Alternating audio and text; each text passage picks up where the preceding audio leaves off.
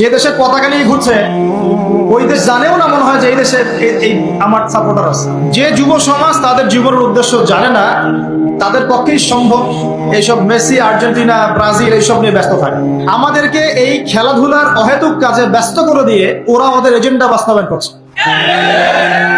দেখবেন যখন যখন রমজান মাস আসে তখন তখন দেখবেন মুসলিম কান্ট্রির উপর নির্যাতন বাড়ে।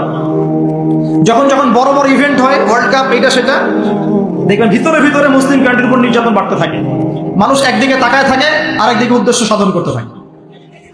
বুঝাচ্ছি বিষয়টা। আপনার 5টা বাচ্চা আছে মনে করেন, খুব জ্বালায়, কান্নাকাটি করে, হইচই করে। আর আপনি মোবাইল ফোনটা বের করে দিয়ে বলেছেন, বাবা বস, তোরা 5 জন মিলে একটা কার্টুন দেখ, আমি একটু কাজটা করি।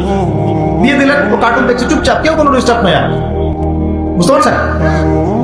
এই যে বাচ্চাগুলো কার্টুন দেখছে না, এগুলো হচ্ছে আমরা এখন।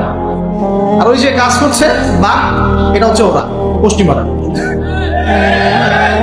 আমার কথা কি বুঝতে পারেন? আচ্ছা, আমি সহজ করার চেষ্টা করছি।